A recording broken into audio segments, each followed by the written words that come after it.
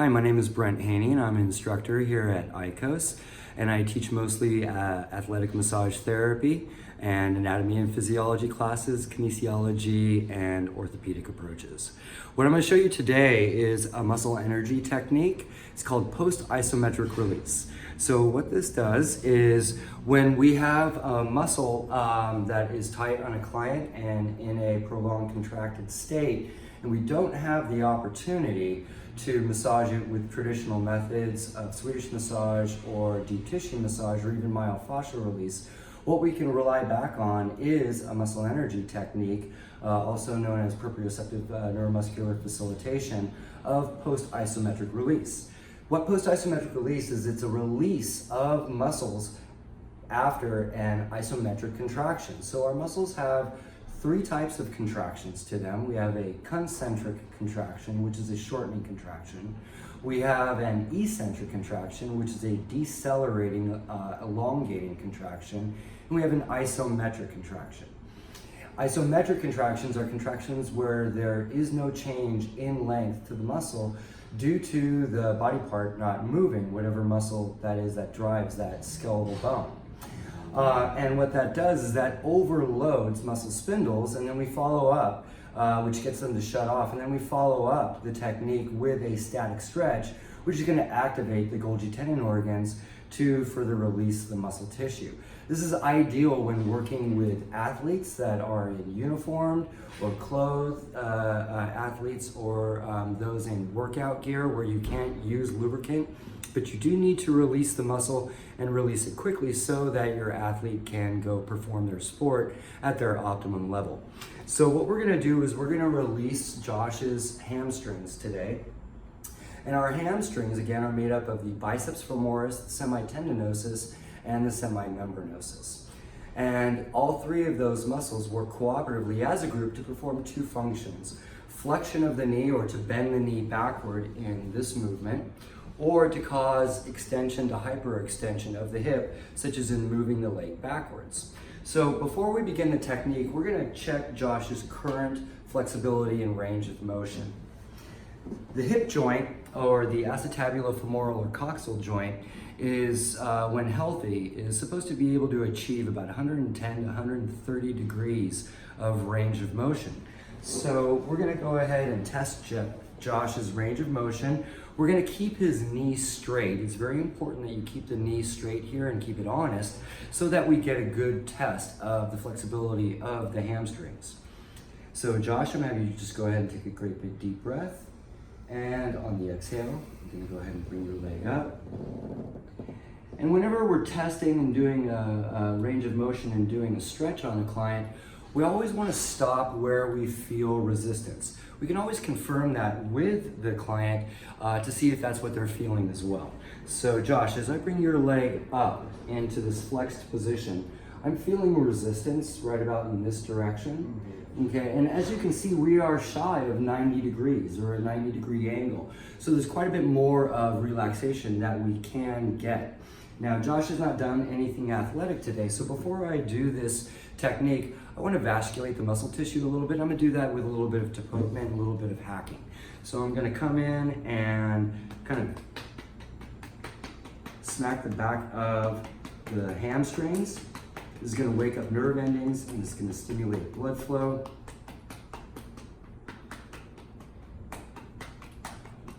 I'm going to go ahead and balance his leg over my shoulder, and now I'm going to come in with some hacking.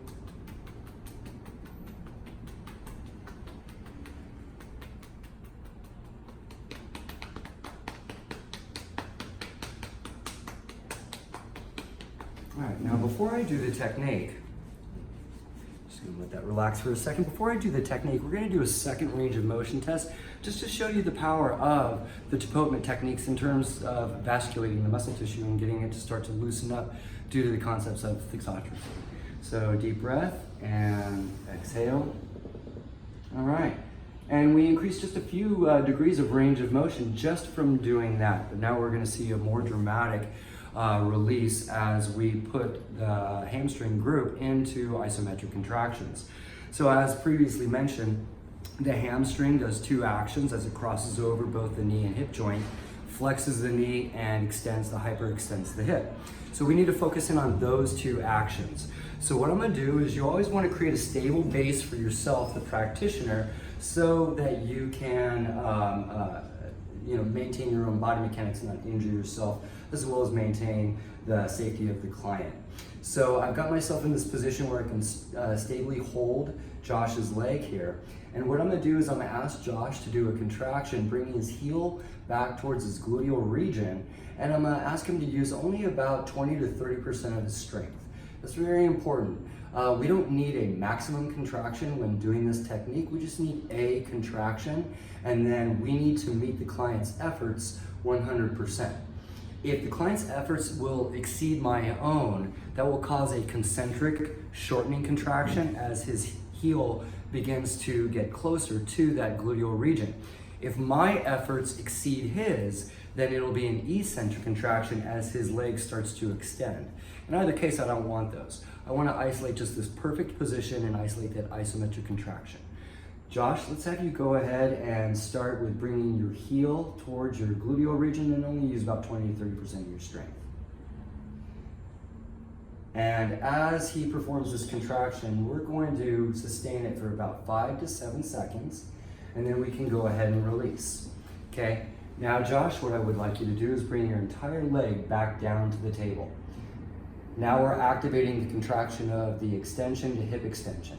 Note the position I'm in. I've got his muscles closer toward the mid-range where the muscles are at their strongest. Go ahead and relax now. Now take a deep breath, and on the exhale, I'm gonna go ahead and bring your leg up.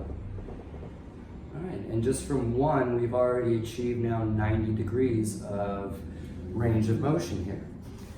Now I'm gonna go ahead and just jostle and shake the leg out a little bit.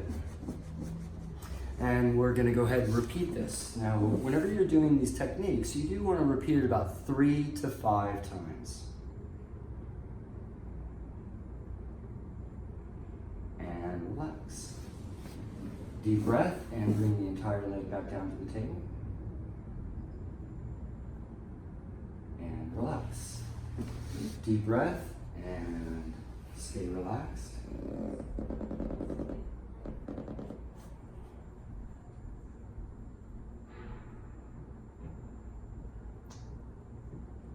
Now you'll notice that I'm holding his leg in this stretched position for beyond 20 seconds.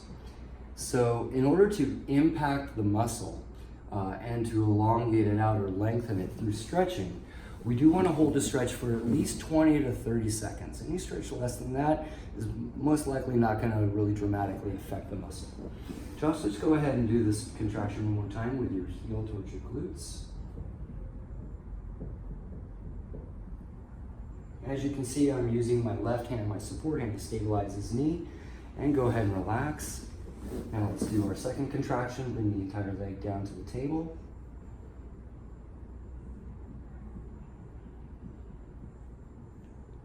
And relax. Deep breath and stay relaxed. Okay. We're now beyond that 90 degrees.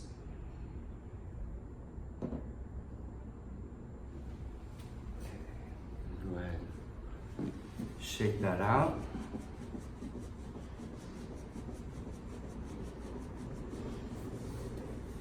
We're going to do this 2 more times. And on this next one, I am going to hold the stretch just a little bit longer.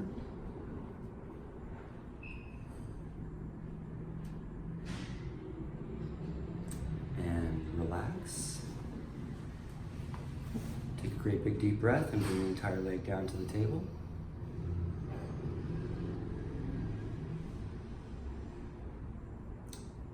And relax. Take a great big deep breath.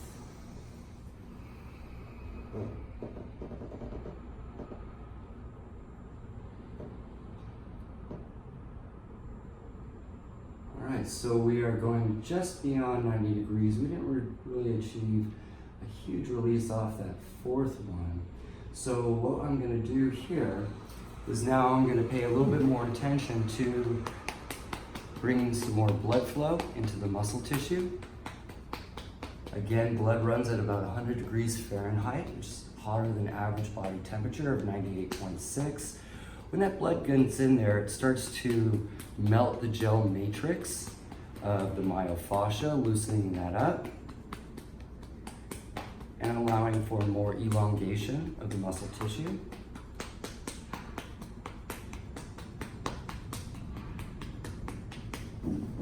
Okay. Just gonna shake it out. All right, and this would be our fifth. Josh, go ahead and bring your heel towards your glutes. And you can increase the strength a little. And relax. Now go ahead and bring the entire leg back down to the table.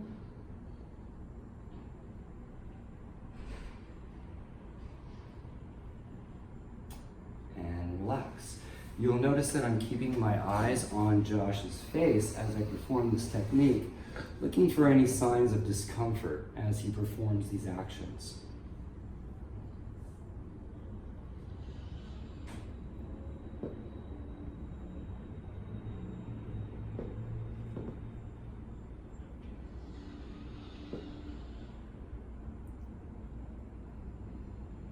All right, now I'm gonna bring it out. Do some passive range of motion at the hip. All right, so just to recap, Josh's starting range of motion before the first one that we had done was right about here, just shy of 90 degrees. His end range of motion is just beyond 90 degrees, just shy of 100. Deep breath and exhale.